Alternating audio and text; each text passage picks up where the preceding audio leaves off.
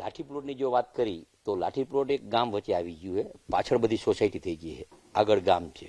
લાઠી પ્લોટનું બધું પાણી તળાવમાં જાય, પંચાર રોડ, એટલે પંચાર તળાવમાંથી પંચાર રોડ જાય. એટલે અત્યારે લાઠી પ્લોટમાં આપણે છેલ્લા 6 મહિનામાં ભૂગોળ ગટર કરી નાખી, પાઇપ નાખ્યા.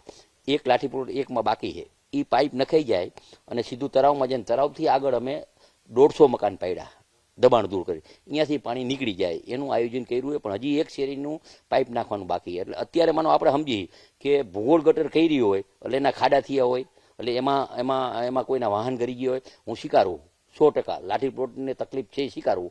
પણ આ ચોમાસું પતે એટલે 15 દી પછી કે મહિના પછી આ ભૂગોળ ગટરનું કામ પૂરું 15 દીમાં પૂરું કરી દેશી અને એના ઉપર આખી લાઠી પ્લોટના રોડ હું એને 6 મહિનામાં કરી દઈશ. ચેલેન્જ તમારી ચેલેન્જ 6 જ મહિનામાં 6 મહિનામાં અહીંયા લાઠી પ્લોટના રોડ બધા ચાલુ હોય છે.